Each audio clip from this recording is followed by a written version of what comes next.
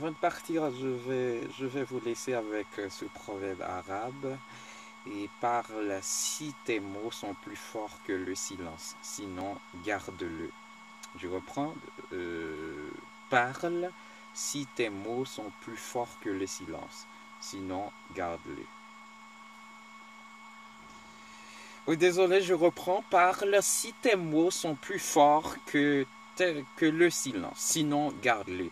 Et en autre critique, et un autre coach en communication, il va dire si votre parole n'est pas plus forte que votre silence, taisez-vous, sinon on va vous considérer comme un barbare.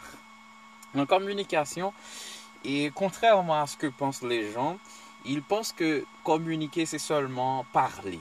Parler à quelqu'un, développer au moyen du langage un sujet quelconque, c'est ça la communication. Alors que la communication, c'est un ensemble et contenant la parole, les gestes, les silences, les regards, les sourires. C'est pour cela qu'on subdivise la communication en deux principales branches. Le verbal, c'est-à-dire la communication verbale, et la communication non verbale, le non verbal. C'est l'unification, l'association, le mélange, jumelage entre le verbal et le non verbal qui donne une communication complète et efficace. Donc on ne peut pas se baser seulement, et il y a un principe qui dit, et il y a un principe en communication qui dit que le silence est plus fort. Le silence est plus fort que la parole. C'est-à-dire, à tel point qu'un dicton dit, et la parole est d'argent alors que le silence est d'or. C'est-à-dire, et quand on se tait, quand on fait silence, on part du principe qu'on est meilleur communicateur que celui qui parle. Et, et quelqu'un qui sait observer, qui sait écouter. C'est pour cela que dans l'Antiquité, Aristote a recommandé à ses disciples de tourner la langue 7 fois et de bien observer, de bien analyser avant même de lancer un mot. En ce sens que savoir écouter est un art. Il y a de grands communicateurs, des gens qui se croient être de grands communicateurs, mais qui ne savent pas écouter. C'est quoi l'art de l'écoute?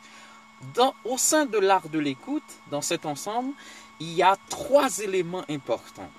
3 grandes facettes dans l'art de l'écoute.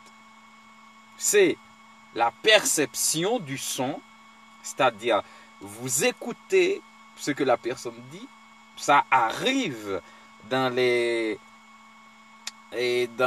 contrées auditives, je dirais dans les contrées auditives, dans l'appareil auditif, jusqu'à percevoir le son.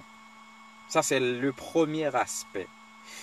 Deuxièmement, c'est la compréhension. Si la bande sonore frappe l'appareil auditif et que ça ne dit rien du tout, vous n'y voyez que du bleu, donc il n'y a pas l'art de l'écoute. C'est-à-dire, il faut que premièrement, le son frappe, arrive et dans les organes, l'appareil auditif, ça c'est la perception du son. Deuxièmement, c'est la compréhension. Ce qui frappe l'appareil auditif, qu'est-ce que cela vous dit? Qu'est-ce que vous comprenez à cela? Ça dit quoi en réalité? Ça c'est la deuxième phase. Et la troisième phase dans l'art de l'écoute, c'est la capacité de transmettre ce que vous avez reçu, ce qui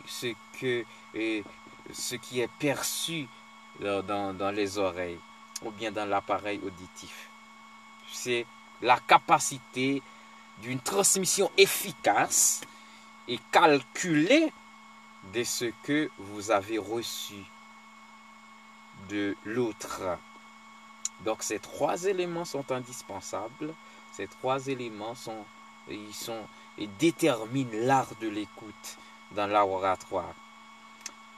Écouter, la perception, la compréhension et la transmission du message perçu, de l'information reçue. Je reprends, l'art de l'écoute consiste en ces trois éléments. La perception de l'information, la compréhension de l'information et la transmission efficace et calculée de l'information. Avec ces trois éléments, vous avez une bonne écoute. Donc, parce que écouter, c'est rester en silence, rester cloécois et suivre la prestation de quelqu'un, d'un orateur, d'un artiste, d'un comédien quelconque. Donc, ce n'est pas ça.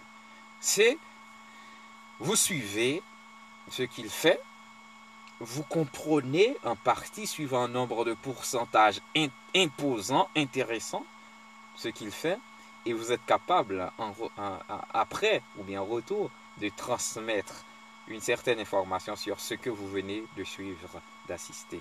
C'est là l'art de l'écoute. Et c'est en somme, ça, le bon silence. Une forme de silence, évidemment, parce qu'il y en a plusieurs.